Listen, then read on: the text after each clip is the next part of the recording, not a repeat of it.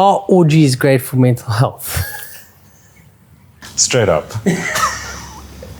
Jay, thanks for joining us, dude. Depends on whether or not they had their PCRs done prior or after. Yes. You know.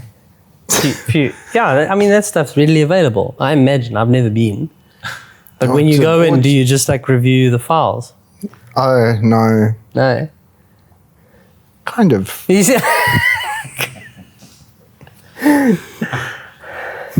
Jay, thanks for joining us, dude. Thank you. Here to just shoot the breeze, chat about mental health. The idea of this is lessons in hindsight. So lessons you'd love your prior self and younger self to learn. And we can try and bring that knowledge on to the younger generations as to FAFO. We've already done it. Yeah. Find out, yeah. So, I mean, you work a lot in the psychology field, right? You're how close to a doctor are you in psychology? I just have to do my PhD. So, done your masters, done all the time. I mean, that's only an extra. When you've got the time. How easy is it to do a PhD? I think at that point of getting this far, it's actually enjoyable. Yeah. It's not a task. It's something you'd want to have to do as part of a bigger purpose. Okay. But in terms of getting accepted to do a PhD? It's much easier, but I think there are still some loopholes because it involves a lot of research and you need funding. Thank you. Really? Yeah, you have to secure funding. Okay. Yeah. How much? What is funding? So that's for carrying out your project. Because remember, it's going to be quite a long-term research. It's normally 2 years, 2 to 3 years. 2 to 3 years, and you're going to develop quite a lot of data from that, generate a lot of data from that. Wow. Yeah. And have you any idea what your dissertation, was it a thesis, eh? Thesis. What your thesis will be on? Broadly, yeah, but I can't refine it just yet. There's still a lot more to learn, I feel. Okay. And I suppose that evolves, like when you first started, maybe, so you started, is psychology something you've always wanted to do? Yeah, luckily I can say that it is. Yeah. Why? I've always been fascinated by understanding how things work as a broad aspect. And then being somebody who was quite well connected and got along with a lot of people in my youth made that curiosity grow. And then when you learn that there's a science behind learning human behavior, it's very appealing. So that comes, but your nature, like before I found out your designation, you're a very empathetic soul, right? Which sounds like a great attribute to have in psychology, but it's also something that kind of makes you susceptible to relating too much to people's problems. Is that something that psychologists suffer from? How much of the training do you go through? How much do you have to desensitize yourself? I think it is a common pitfall for a lot of people in a helping profession. And especially, as you're saying, with psychology, it's just a bit more complex because you're dealing with people's lives. And I know it's also that in a medical sense, but whatever you sort of shape this individual's mind to be impacts the way they live their life. So you can get intertwined and sometimes lose genuine empathy or sometimes overcompensate. Yeah. But I do think it's a process of having to continuously consult and learn, and psychology is a very isolated field at times. We work on islands. So the more we demystify it, I think the more, even as practitioners, we are more open to collaborating, dialoguing, discussing, and not just working in isolation. Yeah. So when we talk about the treatments available for, let's start with mental health, right? You've got your psychiatry, which you're allowed to kind of give chemical intervention, right? Where psychology, and correct me if I'm wrong, is more this cognitive discussion, right? Understanding why you react to a certain thing. Is that about the premise? Sure. And why didn't you want to go into psychiatry? It's also been an interest, but I enjoyed the research aspect of psychology. Because I think a lot of people don't realize that psychology at its core is research. Okay. We're basically researching human beings and understanding them a bit better. Okay. So, and so the one thing we chatted about off air was this idea of a sanita. Okay. So I want to talk about that definition. But when you get into the psychology aspect and meeting people and understanding what's going on, but you've also got that, you also do academia where you teach and talk to people about being psychologists, okay? How much of that is the system preparing a readiness of persons? So I look at you, right? When you were young, I know a little bit about your history. You've always been that kid that's felt a lot, right? You've put the burden of others on yours. You relate very easily to people. You mix into crowds. There's no certain demographic or age group that is foreign to you, right? So that's something that you've always had. How important is that in going to a designation like this? So I think there's a confusion when we're working in a helping profession like psychology, that we are there to heal others. Yeah. And a lot of people go in with that misconception. Okay. And I think that's where a lot of therapists then burn out quite easily or sort of try and change their avenue of practice quite quickly, is their goals not being fulfilled because people aren't being healed. Because we haven't defined what that looks like. Yeah, how do you measure that, right? You're a doctor, you have a broken limb, you're a dentist, you go and see, like, there's something wrong with your teeth. Tooth is fixed, job done, right? Bone is mended, job done. No, I guess not wanting to kill yourself anymore is definitely one way of healing. Yeah. Sure, of certain cases. But that's an extreme, right? And Okay, yeah, that was an extreme. yeah, but that is something that's measurable, where not everyone has that burden, and we often talk about it. Is who has that permission to talk about what suffering really is? Okay, because sometimes you're a trust fund baby and your heart's been broken, and that is the biggest suffering you've ever had in your life. That is the most important thing. But how does that compare to a mother that's lost their child, or someone that is, having suicide ideation? It is really difficult to measure. Yeah, well, I guess it's on a scale of 1 to how much that person can cope with. Yeah. But also I think you don't really know what you can cope with until you're faced with it. Yeah. I mean, a lot of the times you think of the guys who go to war, these big, burly, they completely freak out and sit there and freeze. Meanwhile, I was the nerd who was playing Counter-Strike, who's kind of now used to seeing blood on a screen. Yeah. Desensitized it through that. So I think it's just the subjective nature of defining things in our world in general does make it hard to measure. And I think if you don't yourself even have your own measurement of it or an awareness of how it is, it's hard to then quantify that for your therapist and vice versa. Yeah. So the job is not to go and heal, right? What is the job?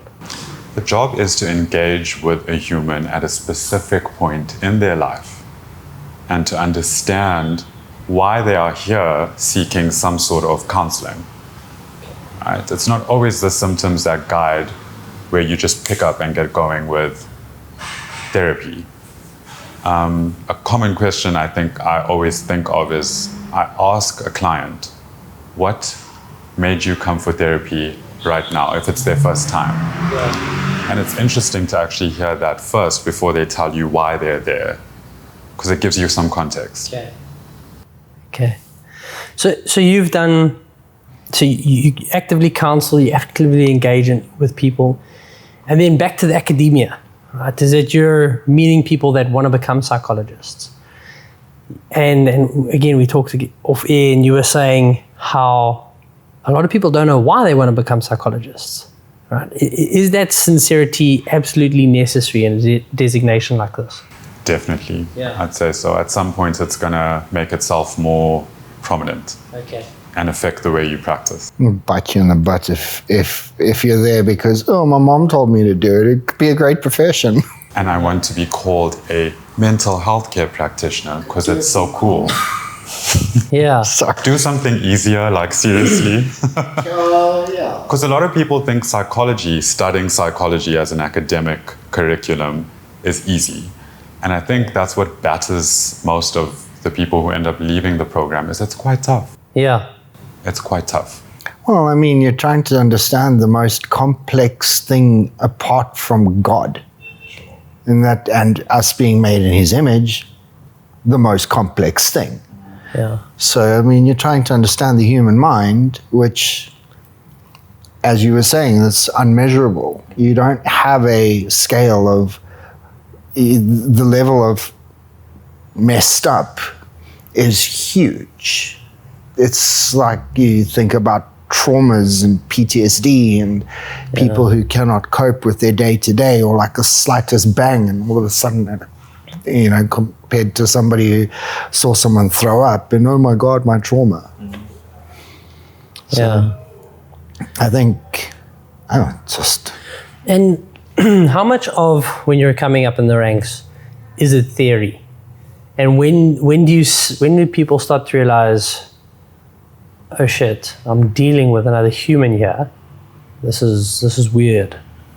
I think from your first practical exposure to actually working with another human, a lot of the academic side starts developing a attachment to reality. Okay. And you've got to nurture that quite strongly because theory will remain throughout. And if you're not actively engaging with theory, even if you're a seasoned professional, then what are you actually doing? Yeah. Can we then call it evidence-based or scientific? No, because it's now subjective. So you've got to be very careful with sort of forgetting your reason of why you're in the field. Yeah. And I think it's good to diversify. I mean, I could ask you guys as well, in terms of career, what does it feel like if you are stagnated or sort of monotonous in your role? And this is Rob's worst fear. Start another business. Rob's worst fear is sitting in a room with a psychologist. That's why I brought you with me, Sheldon. Don't you see how I conjured this one up? Yeah, you know, I think I was talking about this today, how different issues we're going through manifest in different ways. And very seldom will you meet someone that'll sit down and say, Jarryd, I'm just having the best time of my life.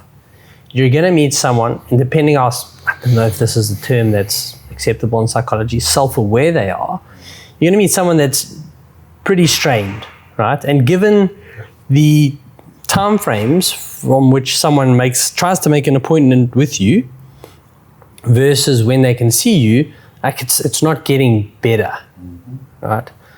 So I think the question is when you're meeting people at that point, it's one of the things you say is, okay, what brought me here? And maybe they know, maybe they don't.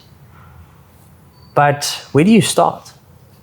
Start as in terms of with the client? Yeah, the discussion. I think you've got to let the client direct that. Okay. And you have to be very aware of how to communicate that in a very quick instant. Because remember, you walk into this room, you meet a stranger. As you mentioned, you're at a very vulnerable point, hence why you're seeking help. And you've got an hour, and you have to now open up. A client usually doesn't know where to start. But if you, as a therapist, are feeling anxious about guiding the client to say what's needed, the client's going to pick that up, and you're both going to be at odds. Okay.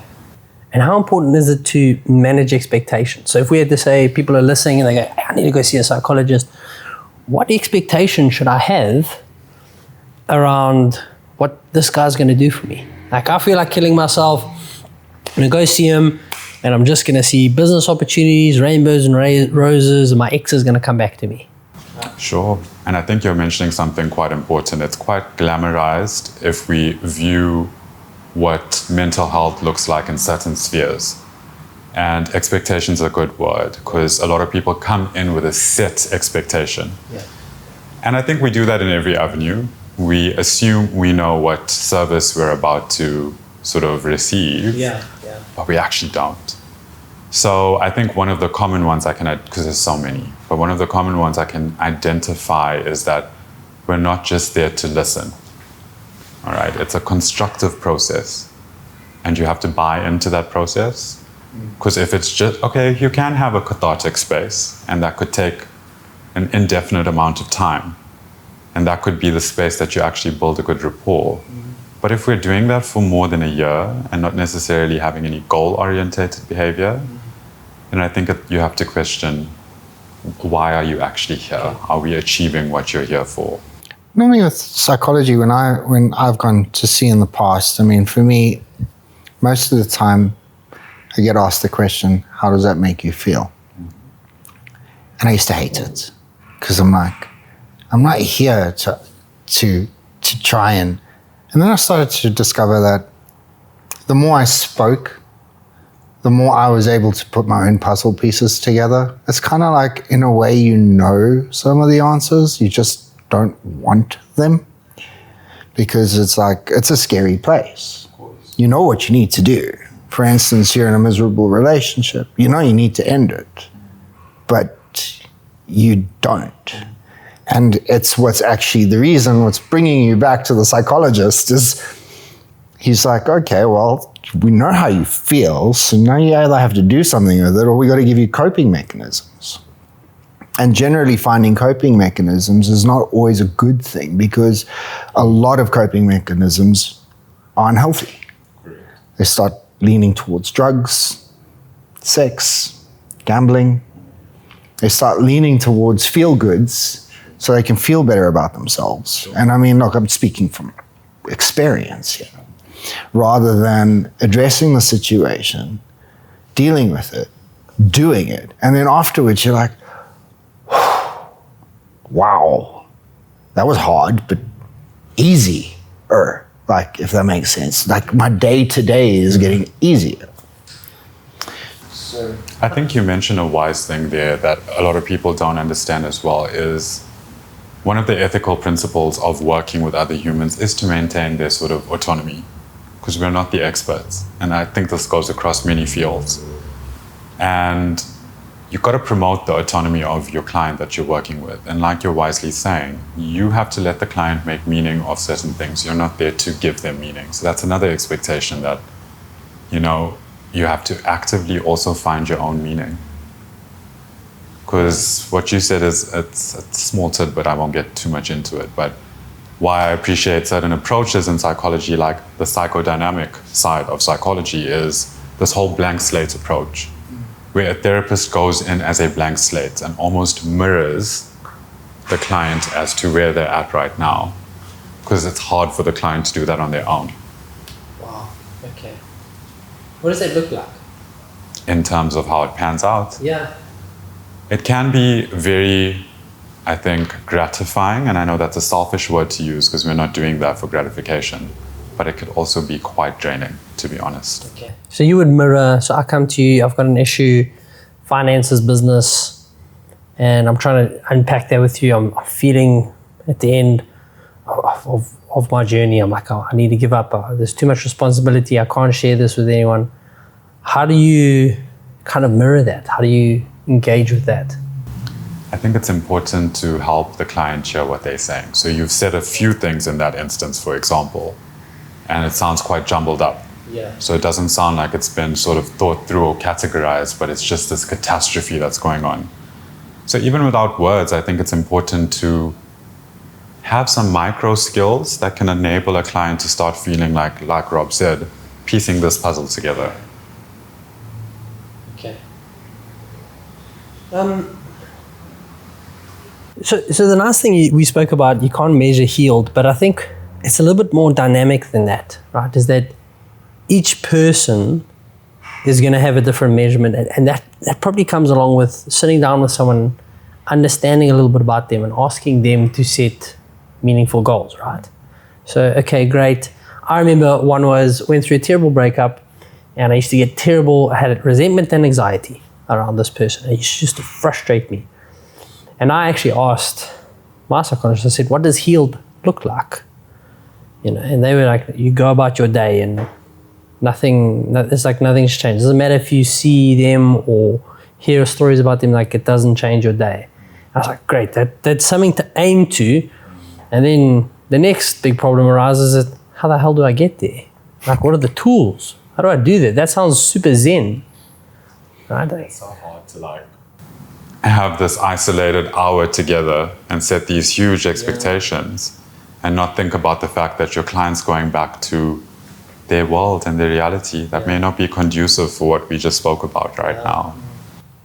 Wow, that's a good point, is that you'll meet people maybe going in an abusive relationship, right? And they've got to chat to you and they say, okay, it's great. And then you can give them all the advice and coping mechanisms and platitudes, but they're going to go get home and get their ass whooped. Like, where do you even begin to make that session meaningful? Again, that's what I was saying, is you know the answers. It's like you're in the abusive relationship. You need to leave that relationship. Yeah. And a lot of the times, and this is one of the reasons why I hate money so much, the reason why people stick around is money. Yeah. Finances. Obligation for kids as well. Sure. Yeah. Nowhere near as much as money, but yes. Yeah. But you're mentioning something wise, like people would stay in relationships, for example, because of how it affects their other systems they function in. They're going to lose medical aid. They're going to lose their car. So it's a complex interplay of issues. I mean, it's everyone thinks that a divorce is split 50-50. It's not. I always saw it as a third, a third, a third. If you actually think about the reality of it, you get divorced or you break up or whatever, you've now got to sell the house. There's now transfer fees, there's bank fees, there's taxes that you have to pay, capital gains, hypothetically.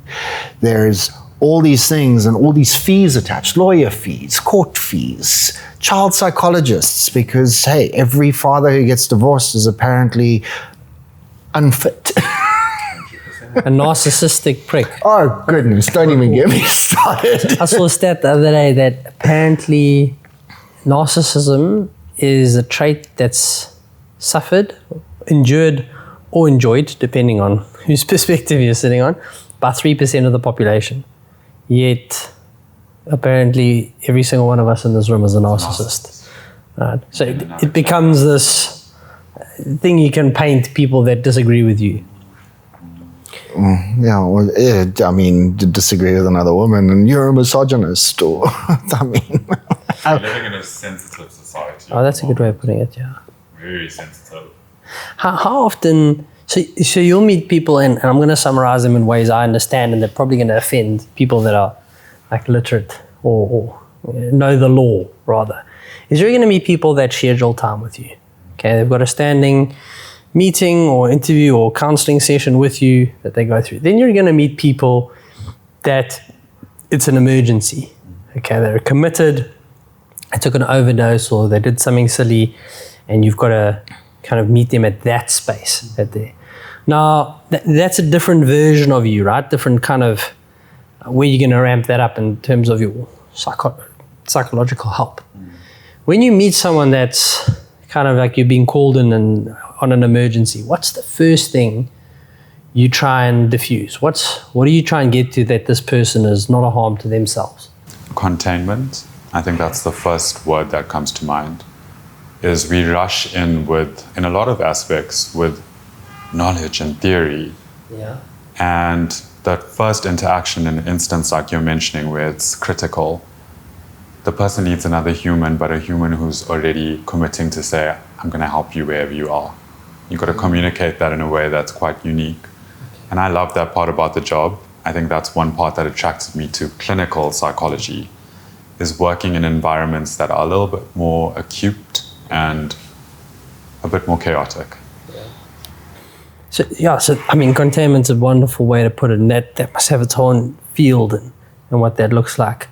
And then you'll meet people that are sincere in their journey, right? You also meet people that are forced to go to therapy, Correct. which I imagine is a difficult ask. Probably a lot of teenagers. Mm-hmm. And it's actually the parent who's literally using therapy as a vehicle to either prove a point or get to know more or Oh, wow. So you're working by proxy. Okay. I need to understand my child. I can't understand my child. You understand her and tell me what's wrong. Exactly. Please tell her to be more like this. Oh, wow. So disempowering to watch a teenager come into therapy and be there uncomfortably because they know that this is not necessarily for them. Yeah. And where do you sit in that? I don't want to use it's quite like on the spectrum, the word loyalty. Like, where does your loyalty sit? At first, being a novice, it's hard to establish that because you want to fulfill a purpose and you also want to be perceived as a good practitioner. But I think with practice, you do develop quite a nice assertiveness, where that's why in the field you have to have quite a good knowledge of law and legal systems, so that can guide you in how you approach a situation like one we're discussing now. So I've made it very clear to a lot of parents that there's a difference between asset and consent, and there are also some ethical norms and values that I'm going to uphold here. Some of the kids make an agreement that there are certain aspects that can be discussed and certain things that cannot be discussed. That must be a very hard place to be put into. I mean, like, for instance, somebody comes to you, and again, I'm going with extremities here, but somebody who was sexually assaulted, for instance, and they're like, dude, you need to tell someone. And they're like, no, I can't. I can't let this out because of the stigma attached to it, or whatever it may be, the reasons why they don't want to. Or, they've gone and done something that, might have completely changed or can change someone's entire life in a very negative way. I mean, like infidelity, and you contract something, and all of a sudden now you don't want to discuss this because of the shame attached to it. But by not discussing it, you give the gift that keeps on giving type story. I think empathy... That must be a hard place to be put in we forget, well, not that we forget, but psychologists are human beings too, with their own sense of feelings and emotions. And, how hard is that for you as somebody who has to now gather all this information? And I'm sure a lot of it's enraging. I mean, somebody who beats his wife. I'm sorry, if I was a psychologist and someone said, yeah, I know I fuck up my wife, I would fuck him up on the chair right there and be like, how's it feel? You know what I mean? Like, what did you do to her? Oh no, I broke a rib and in a cheekbone. Break 3 ribs in both your cheekbones. But are those guys are they sitting in rooms with you, people? You would get your really self-aware ones that would notice they've got a problem and possibly need to work on it. Or, as you mentioned, they've been sent there by somebody else. Like the court ordered, or okay. Yeah, and we had this again with the discussion around addiction, where the court order, the forceful, didn't work. Yeah. He was saying that over 90% of relapses, because they don't want help. Yeah. They're forced help. Does forced help in your field help? I think it's perceived at most times as a punishment. And starting off a healing process with punishment is going to frame that quite differently. Yeah, it's like a bad taste in your mouth before you've even had the pudding. Yeah. And you'll see it. Your client will come to you and have this really frustrated look like, why am I here? Wow. I love those moments though, because you really do get to break through if you're able to pick that up and explore it a bit further. But you're right, it is a tough position. It's negotiating, it's bargaining. It's what a lot of us do in our fields to sort of make the system work. Yeah. But I will say it is easy to separate, for example, sympathy from empathy, or pity away from help.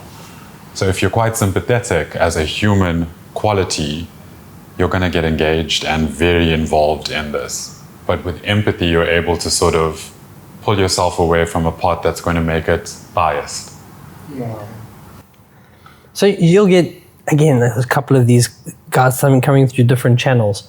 How often are you getting people that are there of their own accord looking for permission? That's actually a good point, eh? It's quite a rarity.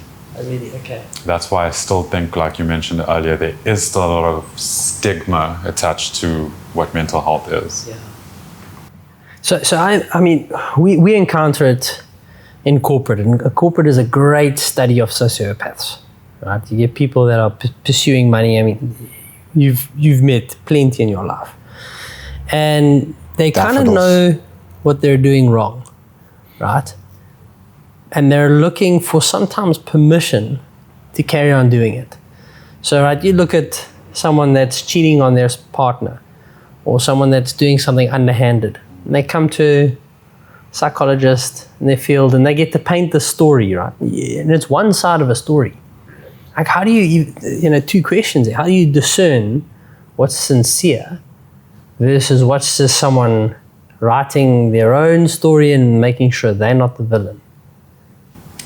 You pick it up, and I think that's what training is needed for. Hence why there's such a small percentage of us, is you pick up these micro skills that become second nature.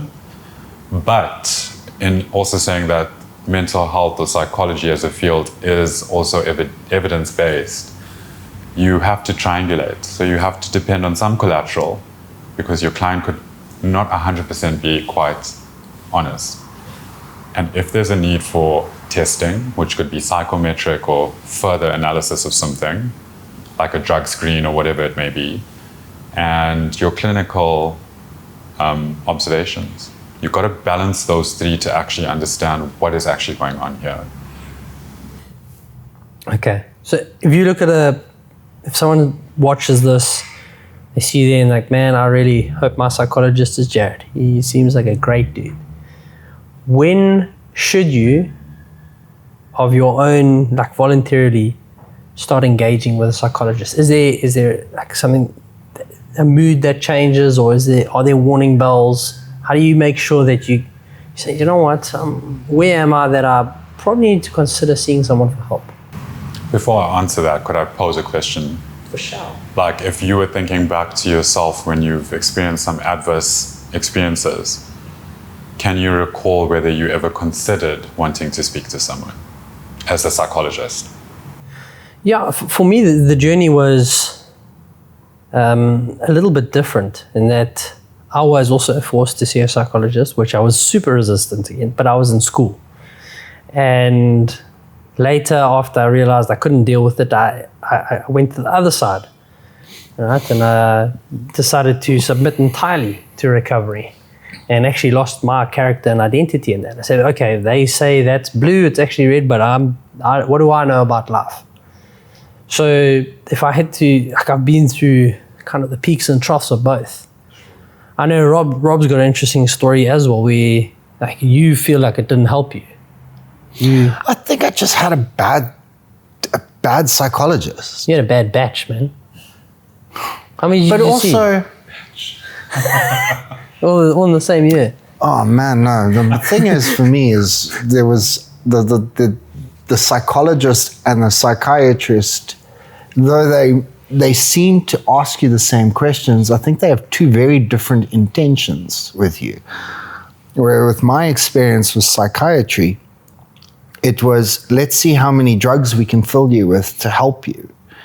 And you sit there going, coping mechanisms. And I understand that, yes, there are certain things that help for a certain period of time. But I mean, like, if you need a dopamine fix, get your dopamine fix. Find something that excites you, something healthy, skydiving, motorbikes. You know, be responsible, not cocaine and hookers. Not all the time, Robert. Only on weekends. I think you're quite correct, and I want to ask you as well, in that scenario, do you think that your psychiatrist and your psychologist actually had a good connected system in approaching your care? Well, the psychiatrist, when he was asking me the questions, wanted to make sure that, one, I didn't have psychosis. Two, I wasn't, the visions or the whatever it is that I was having, I didn't believe that they were actually real, that they were manifestations of the mind, whether it was from smoking cannabis at the time or whatever it may have been. But I didn't have a genuine, you have split personality or you have, bipolar, like the genuine, because I mean, they've got bipolar and then they've got pseudo bipolar, or secondary bipolar, or what I call situational bipolar. You're not bipolar, you're just bipolar in your situation. Yeah, new category of diagnosis. Yeah, thanks, Dr. Robert. You're welcome. Where's my doctorate? Honorary. Damn it. Student of life, eh? Where with the psychology, again, now they're there to help you unpack. And that's in my experience. Again, help you unpack and find healthy coping mechanisms and healthier responses, which I found, which was quite, so instead of reacting like this, try this and see what response you get. It might change the outcome. Yeah. Rather than become infuriated. Like for me, one of my biggest things is when I'm angry, I shut up for 15 minutes. Like I walk away. Because it takes 15 minutes for adrenaline to leave your system. So to act in adrenaline, you're going to act irrationally sometimes. So it's there for a reason. I mean, flight or fight. Sometimes you need to fight. It's a survival mechanism. But not every situation needs you in survival mode. Sometimes you need to sit there and go, okay, I'm not going to react now. I'm going to walk away, go have a smoke, have a cup of coffee, sit with my thoughts, let the anger out, and then I will approach the situation. And I think one of the healthiest things that I learned was saying, I need 15 minutes. Also, another coping mechanism I had was 48 hours. So you've got the 15-minute rule and then I've got the 48 hours. Because I'm very impulsive, there was a 48-hour rule that I put in place, which is, I really want that. Am I going to buy it? 48 hours. Give it 48 hours. If I still really want to buy it, I go buy it. Otherwise, I didn't need it. Type story. Sometimes there's an opportunity, obviously, where it's like, it was then or now or never, and I did it, and you'll live with the consequences. But I have those were the two rules that I had kind of like established for myself that I feel helped me in many a situation. But I like that because you are one of the most self-aware people I know, in that I don't know about that. No, you understand yourself and you develop those tools. I think psychology was good for you because you went and realized like this doesn't work for me, and you adopted the behaviors yourself, right?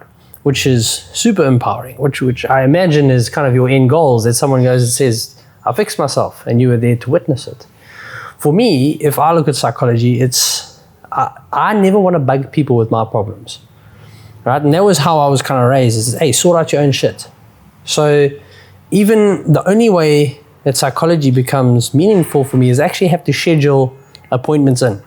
I do it, I'm religious about it, and I often going like a couple of days and I'm like, I don't need this. I don't need to talk to this person. I'm fine. But man, can we fill an hour and sometimes a little bit more with what's going on? Yeah.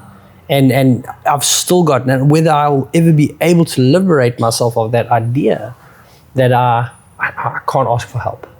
Right? Like, I'm like, I don't want to burden someone with this.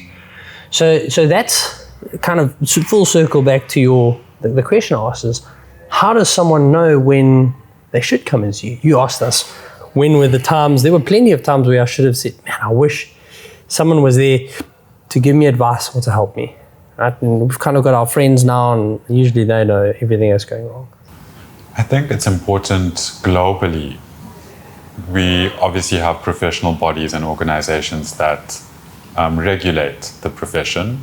So globally, some of the principles are, I don't think a lot of people know that psychologists are not only there to treat, but our scope is on preventative care. It's on treatment of any given situation, and it's the maintenance thereof. So what I would possibly hope for with the younger generation of therapists that are emerging after training is a little bit more focus on preventative care. Okay, because we don't need a problem to see a psychologist. Wow, but that is huge. That's even revelatory for me. We don't need a problem to see a psychologist. Why wait until there's a problem? We need life coaches then. It would be amazing if we each had one. Maybe AI is going to do that one. And you can get a life coaching certificate but I guess offline. Oh yeah, you can. It's, yeah. Anyone can call themselves a life coach. Really? Can I Yes. become a life coach? You're a life coach. Am I a life coach? Yes. Really? Already? Sorted. Yeah. Add it to your business card. Can Yeah, I get no, a DR seriously. in front of my name though? You can. Fuck. You can. I don't know. I just like being Rob. Just Rob. Plain old Rob. Just Rob. Yeah. I don't need to be Dr. Rob. But so I like master. that idea of preventative, but even then, from someone that engages in recovery and healing, I still have this idea that I hate bothering my mental health practitioners. Surely there's someone dealing with worse. And I've been along that journey. But there will be somebody dealing with worse. Yeah. So why does that make my problem worth talking about? Or Because you taking up are the time a plus for? one. You're a soul. You matter.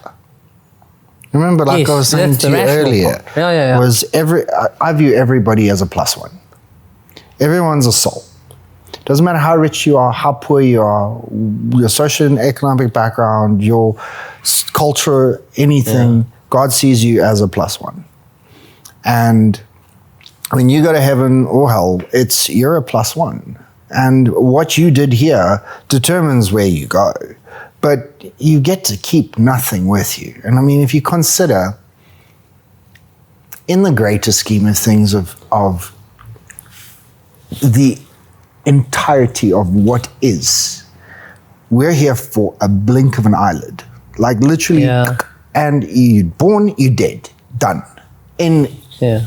I mean, you consider just, if we go with the Christian belief of the planet is now what, 6,500 years old. Yeah. Adam was dirt, we went through Moses, Noah, now we are where we are. Now, I understand that a lot of evolutionists are going to say, but we're billions of years. Even such, I mean, 13.1 billion years of the, it's a blink of what is still to come, or what is. We're not here for very long. So you're a plus one. Be the best plus one.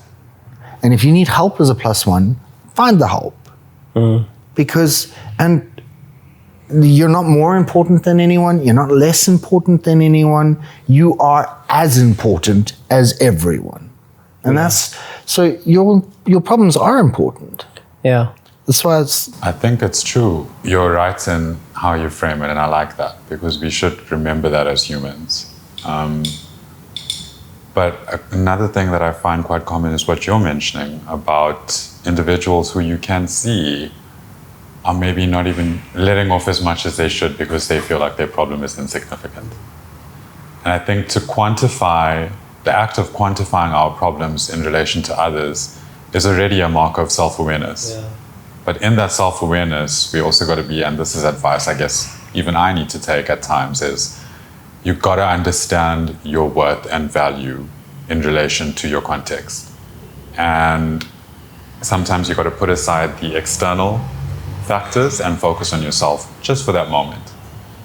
But it's also a good marker, I guess, if you're feeling that I shouldn't or don't necessarily want to be speaking to my therapist right now, maybe it's a test for you to be able to see if you can handle this on your own and go back with positive feedback. So there's a really cool philosophical question. I'll ask, you probably have encountered this, and I'll ask Rob. And it talks about that idea of a plus one and a little bit of that context you refer to. So you get a phone call, your wife or your kid is in a building that's burning. One kid, you pass another room, there's 5 people you can save. You can only save either your kid or the 5 people you don't know. Who do you save and why? My child. Why? Because you are your own.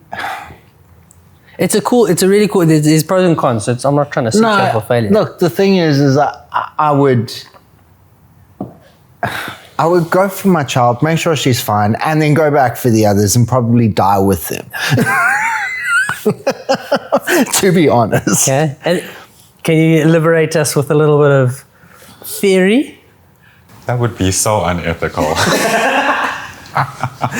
But saving my child and going back for the others. But you know what? To be fair, it's a philosophical question. So does it delve a little bit into psychology? What? I guess it does. It frames sort of your thought processes and your understanding of yourself in relation to things. So when I read that, there were, again, pros and cons is you should save more people. And something that really resonated with me, my context, was the idea of an individual is only as important only as powerful as the support structures they have around them. Right? If you have not in your life, it's a bit hard for a kid, but your father comes from strong lineage, he's going to save you, your lineage should live on. The idea of natural selection that life can't help you, because given the choice, the superior being, right, the natural chain of order is going to preserve your child. Like that was something that was super interesting, because then it brings into this whole idea of community and contribution.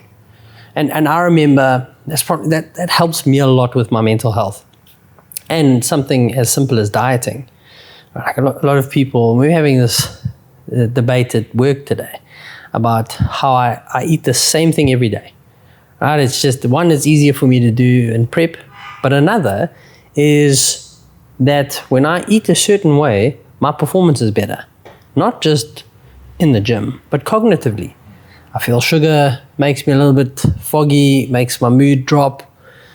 And I realize that the people around me and depending on me require me to perform at a certain level. So I've got this obligation. And sometimes it feels overwhelming, but other times I'm like, hey, they're going to keep me honest.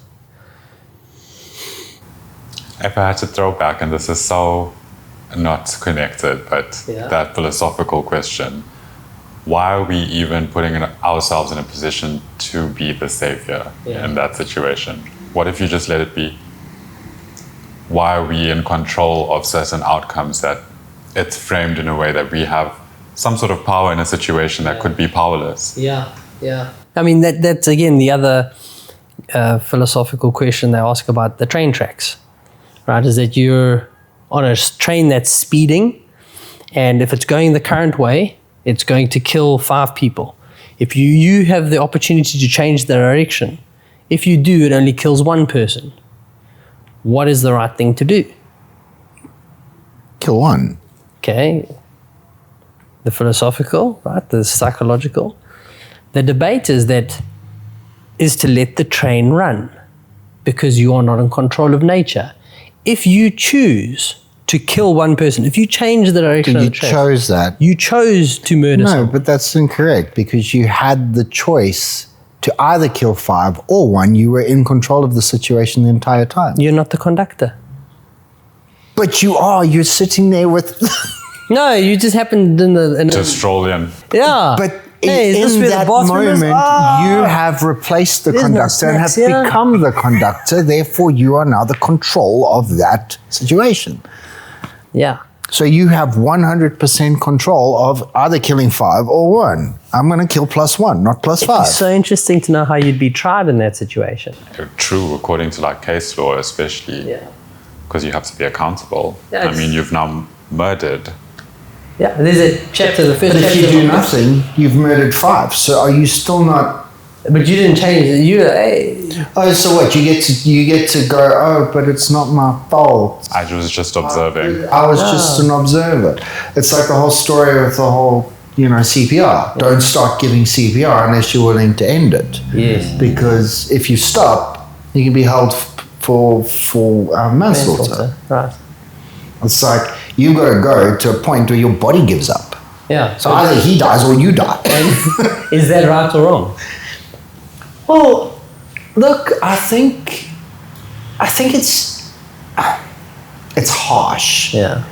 But I think at a point where it says do everything that you can once you start to do it, like there's nothing wrong with that. I think that, look, I don't know if anybody's ever actually been tried to, homicide or manslaughter for giving up on CPR. I'd be lying if I say yes, I know of a case like that. But I think also it gives you that whole, it kind of like, how are we going to instill the fear of God in these guys to make sure that they don't quit? Yeah, probably. Maybe it was some psychologist who was like, we just need to twist the screw. Yeah, it's some guy with a clipboard watching people do CPR on a dead person. Noted. Data analysis for thesis. Damn. Oh, jeez. I think that's... What's your favorite kind of patient? Right? Interesting question. Yours, and then we can go into probably a psychologist's favorite patient. This was a great question from Caleb. If I had to think for myself, there is no answer to that because the climate changes every day. So even if you're feeling slightly more involved or engaged with a certain case, by tomorrow it's going to be completely different. Okay. It's a changing environment. But maybe I'll frame it and give a little bit of parameter. Is it someone that's coming willingly, right? One of Jordan Peterson's quotes is he says, a patient walks into his room and says, please tell me there's something wrong with me. Jordan says, why? He says, well, either there's something wrong with me or there's something wrong with the world and I could maybe change myself. Right? Is that something you encountered? Does that help in the bespoke healing process? I enjoy longer term changes and I enjoy working with cases that require that, but you don't always get that. Okay. So yeah, the ideal is somebody who is willing to work on some more longer sustainable change. But that's the nuances that come with, I guess, which sort of theories you seem to gravitate towards. Are you more cognitive? Are you more psychodynamic? Yeah. And we mentioned sin eater earlier, and the idea of a sin eater, and I was talking to my friend, he's a pastor. I saw him at gym, and he was upset. And I was like, hey, man, he's always like, just greets everyone, such a nice dude. I said, what's going on? He just said, I can't do it anymore. I can't take the sins of people on me and pretend it doesn't affect me. Pretend that there isn't evil in this world, and that the most I can do is be a shoulder to lean and maybe cry on. It's like, meaning hasn't got the power and the authority for stuff that's really bugging people. And the idea of a sin eater came there, that the sin sits with you, right? There is a stigma around psychology and that it's not preventative. Surely, with something like this and so many other designations, traffic cops, legal and law, right, criminal law. Lawyers. Yeah, there's a period that you can reasonably and sustainably do this for, or how do you prolong that? Have you encountered something like it where you're like, oh my God, there's just depravity?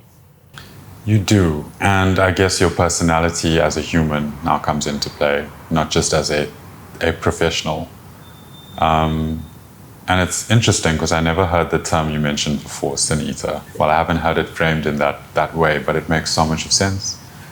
When there's a transference of something between two individuals, in whatever context, you do carry more than just the conversation with you.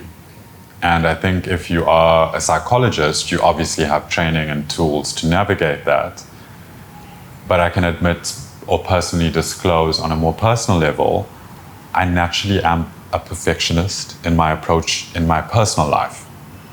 So that bled into at times my career because that was my focal point of a redeemable factor in my own life. So something like in that scenario for myself, burnout would not be recognized. It will not. Because even a semblance of feeling burnt out means you've failed. And that's when I think the carrying or the sin eater aspect of it is so relevant because it's unavoidable. You are also human as a psychologist, so you will at some point feel burdened. And it's almost taboo to speak about it within the field. Yeah. It's like, Really? yes. So it's like, okay, you, Jarryd, great psychologist, you better not be seeing another psychologist to cope with. You know, that's the general unconscious. But that's what I was alluding to earlier, was eventually you get to a point where people are coming to you with all these things and you're like, Yeah. Human. yeah. So there's the human element. As I was, again, it was just like you get to a point where you're like, as I would say, as somebody's beating their wife, I would beat them and put them into that powerless position and sit there going, well, how do you feel now? Do you feel like a man? Or do you feel, is this how you like to make people feel? Like, I guess we could use that in terms of psychology, where somebody's like, okay, well, let me put you in the same shoes. Yeah. Immersive, there must be a clinical term. Immersive psychology. Have you heard of the term the wounded healer? No. Oh, So there's an interesting sort of theory behind the wounded healer, being the person who becomes a therapist is somebody who is wounded and seeking somewhat to take care of their wounds in a different way. Yeah. A joke about it is I was speaking to some of my students and I said to them, there's probably 10% of us in here, even if I was in that program, that are actually studying psychology because they just can't see a therapist. They literally are so proud that they cannot see a therapist. So they believe, let me study this. Maybe I'll also be healed through the process while I'm healing others. It's becoming more self-aware. well, I studied money, so I could be rich. I didn't study nothing. Yeah. I sap. That's why you're the most happiest. Yeah. Well, again, go on happiness. Happiness is an emotion. It's an emotion that you don't get to feel all the time. And I think if you feel it all the time, something's wrong. Something is wrong. Because you're supposed to, I mean, how many emotions are there? 50-some actual defined emotions: sadness, anxious, happy, joyful. You know, there's so many different states. I'm going to say aroused before you do. Aroused. It's an emotional state. It's an emotional state. Yeah. There's anger. There's so many. To feel just one gives you, imagine them like sound bars on an EQ. Yeah. And one's spiked, but everything else is flat. It's going to sound horrible. You're going to have to constantly have these waves of just going through different emotions. Otherwise, also, you're never going to grow. Yeah. If you're never under stress, you as a person are never going to develop. Or slowly, Yeah. if ever, or regress. I was listening to something that the guys were talking about Buddha, right? Buddha says life is suffering. And then I was listening to a commentary on that idea. And the idea wasn't for Buddha to make people miserable. It was to add another dimension to the idea that life is pleasurable, right? And then hopefully people would land somewhere in the middle. Right? And that was quite a nice framing, because I've actually referenced that before. I'm like, wow, it's hard, life is suffering. And then Jordan Peterson actually said that, you go through, broadly speaking, 3 states. Is that one, you get kind of to elation, you get happy, and you stay there, you protect it. You don't get off your perch and you become this very egomaniac, narcissistic, like, I'm not gonna leave for this. Or you get to the other side, you get to the dip. You sucked. You stay there, right? You suffer from this nihilism almost. Is that this is what life is. I'm a miserable person and I've just got to keep being miserable until I take myself out or life takes me out.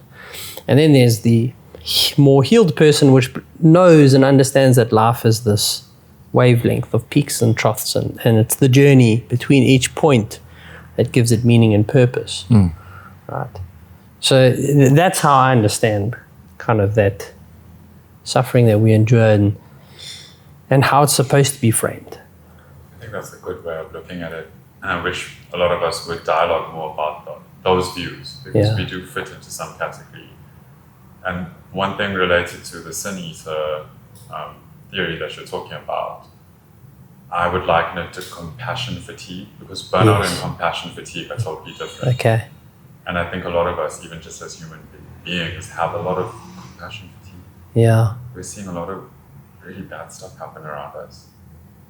And it can be quite tiring to be able to feel faith in humanity in terms of how we perceive what our purpose here is. Yeah, I mean, we look at it. What now? At the moment, we have 14 countries at war. And we have the ANC in charge. I mean, do we feel like there's much hope? I knew he was going to get political. He looks for any segue. But you're right. I think there's a lot. I mean, random thing. When I log on at work, right, my IT kicks me out after my laptop locks. I need to relog on to the Wi-Fi. And when it do that, it automatically takes me to the homepage for Microsoft, which has some articles on it. And it'll talk about this death and that death. And it's not even 10 seconds. I'll linger and I'll see 2 or 3 stories and I'll be like, man, it is not going okay out there. Oh, but also, the media love to doomsday. Yeah. They have been forever. I mean, like. But we love to consume it. That's the other side of the coin. The story of the burning building, or the fire in the attic. Yeah. Right? It's here, it's now, it's digestible, I can see it. Meanwhile, there's 100,000 people dying daily due to stupidity and greed and basically the 7 sins, if you actually really want to push it. Yeah. I mean, and this is actually another topic I'd love to get into one day. I know we won't have the time for that today. But breaking down each one of those sins into sloth. What is a sloth? Yeah. What does it look like? Wrath. Why is it? Where does it come from? What are the consequences? Greed. I mean, we think of gluttony and everybody thinks this enormous person that just consumes too much food. No, it's the overconsumption of. It could... The overindulgence. And of anything. Yeah. It could be drugs. Yeah. It could be alcohol. This is now gluttony. It's not hamburgers and ice cream. Yeah. It's anything that actually causes somebody else harm. Yeah. Or yourself harm. So I mean, but anyway, like I said, this topic. It's wild. And I think a lot of people, when you frame, I mean, I imagine that's been the most meaningful for me in my journey, is understanding why I react to certain things the way I do and understanding where that came from. And then a lot of the time it's going back and visiting that childhood trauma and just showing a little bit of love to myself and saying, hey, listen, not everyone's going to abandon you, right? Or not everyone's going to let you down. Those are things you experienced once or twice, and as an adult, you're still letting your kid version of yourself make decisions. Okay, I imagine you deal with a lot of that. The saying goes is you're never dating someone, you're just someone today, you're dating their past as well. Correct. It is a weird encounter to be able to observe somebody have to work through retrospectively in their life. Yeah. Because, I mean, can you remember your 3rd birthday party? Can you remember your 6th birthday party? I can. No, my entire childhood is trauma block, From about 4, I have fairly good memory of... That's amazing to hear. Of most of my life from for about 4 years. A lot of us have a bias in our memory where it could be due to trauma, but we blocked out a lot of our memory because of how tired our brains are of this executive functioning that it has to do in the stimulated world we live in. Such a aspect. So memory becomes not so much of a priority the brain has other tasks to do that are more important. You know, my mom often says, how do you remember that? And I was like, this happened, and this happened then, and this, and she was like, how? I guess it's one of my gifts. Yeah. One of the things that's really been annoying me on social media is people talking about doing the work, right? And what that really means. And when you dig into it, it's like someone like, I had a really bad breakup, or had this in my life, and I'm really doing the work right now. And I'm like, what are you doing? And I'll be like, I'm listening to this podcast every day, and I'm practicing gratitude. And I'll be like, that's a start, right? When I frame talking about the work, I look at having a philosophy around how I should behave, right? So it'd be the opportunity to practice grace. That's something, okay. Now the work about that is, where have I never been afforded grace, or how do I understand grace? So it often happens when people ask me how I am, and I have to intentionally stop talking about myself, which is my favorite topic in the world and that which I know most about. And usually I default to, when I'm trying to have a conversation, and go, how are you? How is your day? Now for me, that's work, right? You know, I realize that there's this reflex I have when I'm nervous or anxious. So I'll go, and I have to be present in that. How would you frame or understand the idea of someone saying, I need to do the work? It's probably seeing you is a good start. Sure, but I like the way you frame that as a start, because the work, as we put it, is so multidimensional and more longitudinal than I think even in our own selves we know. Yeah, but also continuous. I mean, even today, we are still working on becoming better at you. I think if you've reached your pinnacle of improvement, then you are warranted to kill yourself. Because you've reached self-actualization to its highest degree. Yeah. That's it. You have ascended to Godism. But this is also where I get the references. I'll look at something that I'm trying to delve into is AI automation in the finance space. Okay, it's not my forte. Now I'm reading a lot about it. Now I realize that does not qualify me to do it. Those are two different things. Right, so now I've actively got to go and understand how processes work, how this plugs into that, what the hell AI agent is. So, and I could stop quite easily reading this stuff about how amazing it would be. But without application, I haven't done any work. I think I have. And how often do you see that in the space of healing? Listen to a great podcast, love everybody, don't throw hands, I'm healed. I'm healed, or I'm doing the work, as you put it. Yeah. It's a tough one, because you also can't be subjective in terms of understanding what that would mean for a person you're working with. Yeah. But it really, and I must say this on a personal note, frustrates me at how mental health has been sort of glamorized and now commoditized as well. Yeah. And I was part of the cohort that possibly were the last ones that read books, to be honest. Nobody reads anymore. Yes.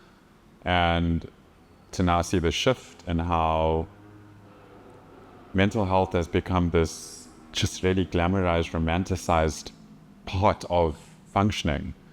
So these self-help tips, or these, social media represents a vehicle at times for somebody to assert a view and use that space to see if they can gain any sort of reinforcement of their view.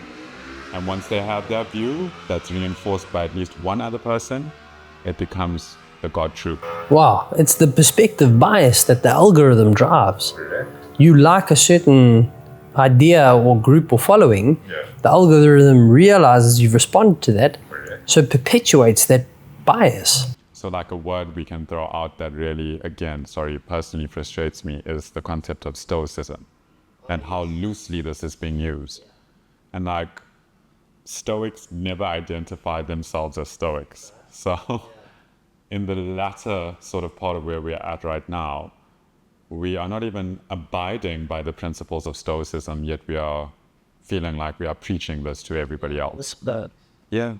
I like my alone time. That makes me a star. Yeah, it's a late Margaret Thatcher always said. I can't even relate to what it is. Yeah, well, you probably are one. That's what the irony is. There we go. You know, it's a steadfast philosophy. Go read up on it. You'll probably be like, hey, this is super relatable, right? Yeah, Anyway, but then I'm going to identify myself as a stoic, and it kind of like defeats the point. You were kicked out the club. yeah, I'm out the club. No, I'm not you're reading right. nothing. But it's like Margaret Thatcher always said, you should never have to tell someone you're a lady. Right? I use the same thing with bodybuilding. And if you have to go and tell people you're a bodybuilder, you You're not a don't look bodybuilder. like a bodybuilder. People should be like, oh, He's a bodybuilder. I think She's a bodybuilder. yeah. So true. So yeah, it is something I encounter often that really makes it a bit challenging is the work. Yeah. So you've got to be clarified and transparent and know what that is. Is a psychologist sometimes a nice discussion point to have at a dinner party? Oh, I spoke to my psychologist and they said this. My therapist said, Oh, yeah, no, it's not a psychologist. Yeah, it was my therapist. See, I Yeah. always used to call him my psycho. thanks. Yeah. Helps That me was deal with- after they met you though. They were fine before then. Look at what you've done. I know. Just remember, just because you're a psychologist doesn't mean you're not corruptible.